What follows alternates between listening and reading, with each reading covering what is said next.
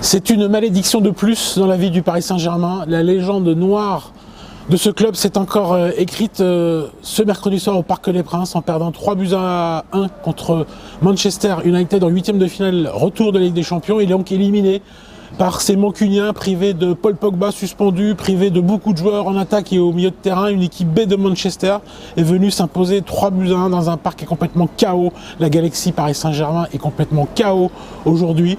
Parce qu'on n'en croit pas nos yeux, 2 ans après la remontada de Barcelone, voici une remontada MU et non plus MO, puisque c'est MU, le Manchester United, qui inflige ça au Paris Saint-Germain. C'est à désespérer. Alors si on vénère le football, on peut trouver ça formidable, incroyable. Si on suit le Paris Saint-Germain, on n'est pas forcément très surpris, c'est très Paris Saint-Germain ce qui s'est passé. Et si on aime le Paris Saint-Germain, c'est évidemment triste comme les pierres. Il y a comme une fragilité mentale dans cette équipe, comme une espèce de permanence chronique à la malédiction.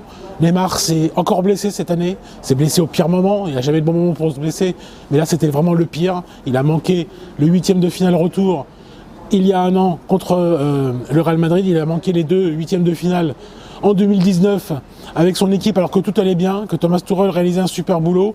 Lui-même découvre la fragilité mentale de cette équipe, la faille psychologique béante, ce mental de moineau qui anime le Paris Saint-Germain.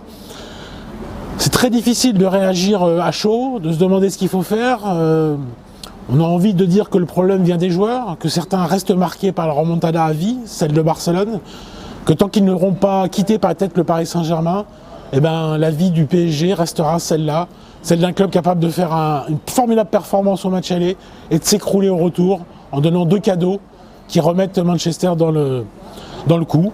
Et voilà, ce matin, on n'a plus que nos yeux pour pleurer.